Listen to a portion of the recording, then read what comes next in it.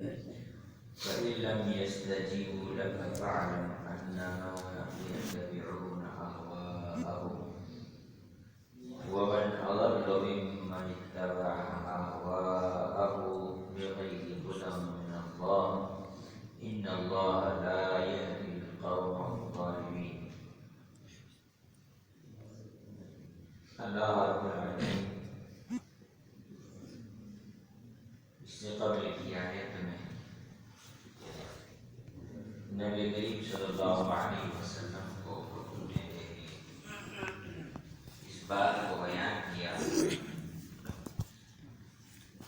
کہ جو لوگ آپ پر نازل شدہ کتاب پر یعنی قرآن مجید پر ایمان نہیں لا رہے ہیں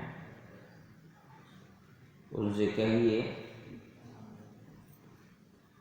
کہ وہ اللہ کی جانب سے کوئی ایسی کتاب لائے جو اس کے مقابلے میں زیادہ بہتر ہو، ہدایت پر ہو، تو ایسی صورت میں اس کی اتباع کروں گا اگر تم سچے ہو۔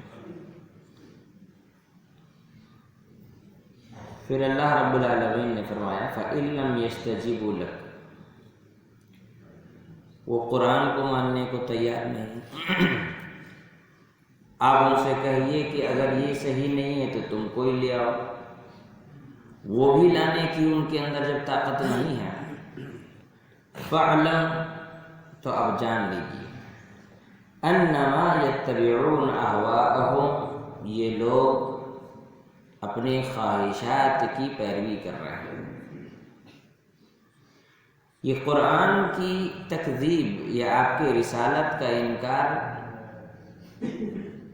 کسی دلیل کی بنیاد پر یا کسی خاص وجہ کی بنیاد پر نہیں کر رہے ہیں، بلکہ ان کے دل نے، ان کی خواہشات نے انہیں قرآن کو ماننے سے روک رکھا ہے۔ بس ان کا دل نہیں چاہ رہا ہے، اس لیے قرآن نہیں مان رہا ہے۔ ان کے پاس کوئی وجہ نہیں ہے قرآن کے انکار کرنے کا کہ قرآن کیوں نہیں مانیں گے۔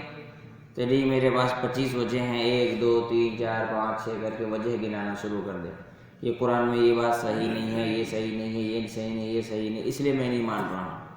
ایسا نہیں ہے ان کے پاس۔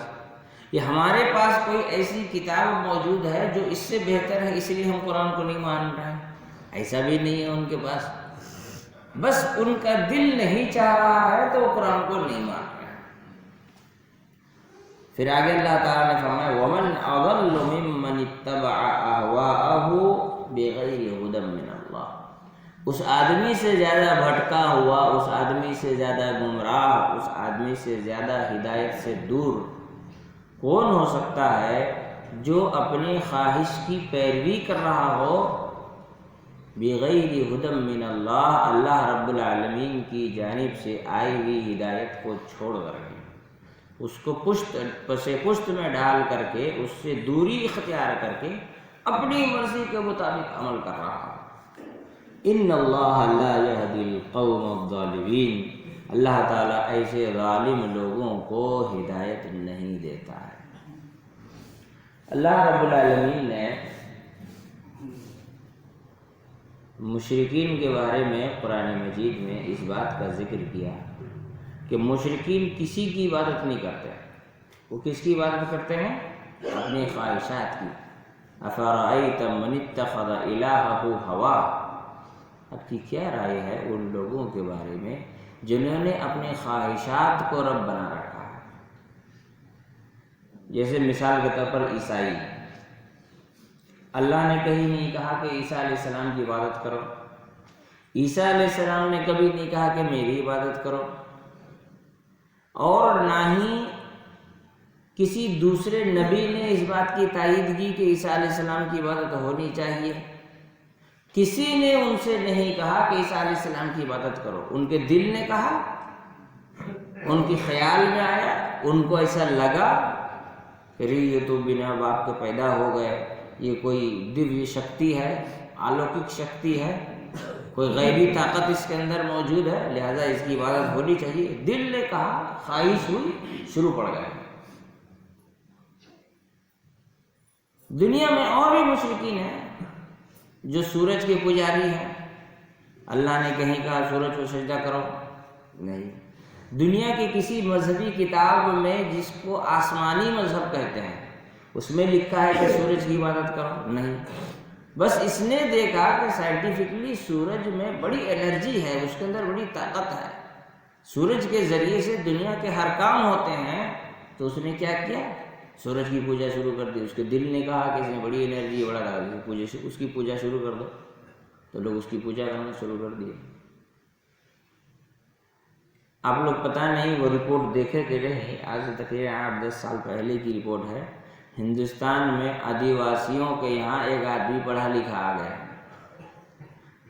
پڑھا لکھا آدمی آیا تو دیکھا لوگوں نے کہ یہ پڑھا لکھا آدمی بڑی اچھی انگریزی بولتا ہے، تو اس نے بتایا کہ انگریزی تعلیم کے کتنے فائدے ہیں، تو انہوں نے انگریزی دیوی کی پوجا شروع کی، انگریزی دیوی کی پوجا۔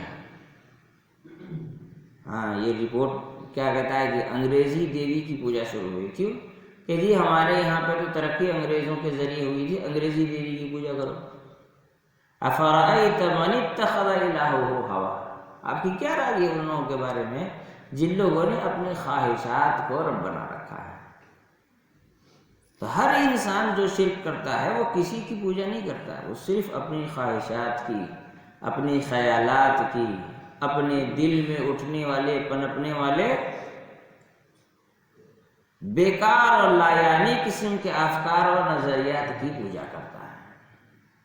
اور اب ہر گمراہ انسان کی یہی حالت ہوتی ہے، جو بھی انسان گمراہ ہوتا ہے اس کے پاس ایسی لایانی بیہودہ بے دلیل باتیں دماغ میں گھومتی ہیں، وہ اسی کے پیچھے بھاگتا ہے۔ اب آپ دیکھیں تفہیمات میں مودودی نے حدیث کے انکار کے لیے ایک ایسی پرسنالٹی کو ڈیولپ کیا ہے جو ہائپوتھیٹیکل ہے، فرضی ہے نا،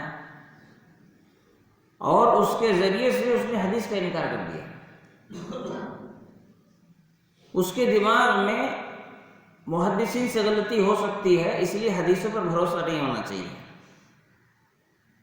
بس اس کے دماغ میں آیا، اس نے اسی کو تقریباً 2.5-3 پیج میں بڑا لمبا چوڑا لندناریاں ہانک ہانک کر کے ادھر سے ادھر سے گھما گھما کر کے پھر لاسٹ اس نے کیا کہا؟ حدیث کا انکار کیا۔ جتنے بھی حدیث کے منکر ہیں سب یتبعون اہواءہم، اپنے خواہشات کی پیروی کر رہے ہیں، ان کے پاس نہ کوئی دلیل ہے، نہ کوئی لاجک ہے، نہ اس کے پاس کوئی ٹھوس مضبوط ریزن ہے، کچھ نہیں ہے۔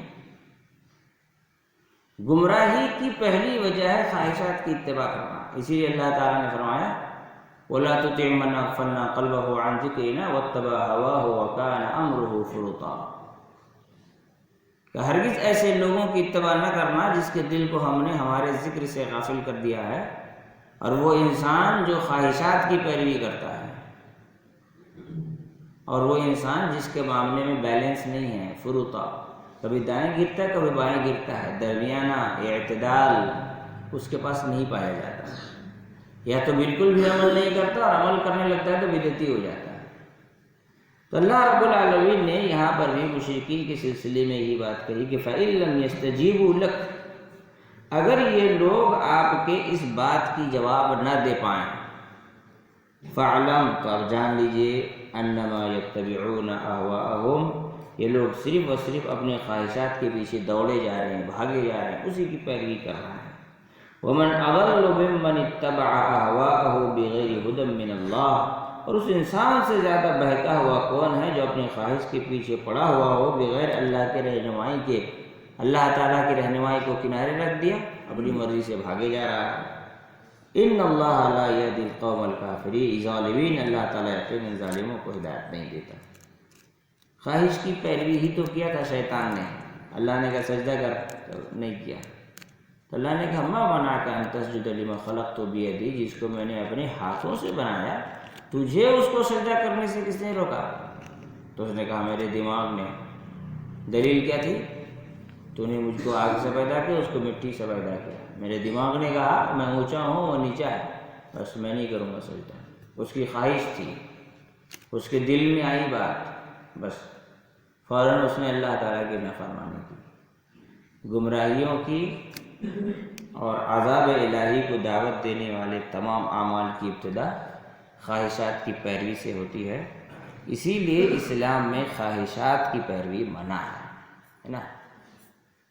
بدعت خواہشات کی پیروی تو ہے، جو بدعتی ہوتا ہے مجھے لگتا ہے ایسا ہونا چاہیے، اس کی خواہش نے کہا کہ ایسا ہونا چاہیے، بس کر رہا ہے، اس کو لگتا ہے یہ چیز اچھی ہے، وہ کر رہا ہے۔ تو اسلام میں خواہشات کی پیروی کے سلسلے میں اللہ کے رسول صلی اللہ علیہ وسلم نے کیا فرمایا؟ لا یؤمن احدکم حتی یکون ہواہ تبعا لما جئت بہ۔ آدمی مومن اس وقت تک نہیں ہوگا جب کہ اس کی خواہشات شریعت کے کنٹرول میں نہ آ جائے۔ جب تک وہ اپنے خواہشات پہ بھاگے گا وہ مومن نہیں ہوگا مکمل طور پر۔ اللہ تعالیٰ ہم تمام کو سمجھ کی توفیق عطا فرمائے۔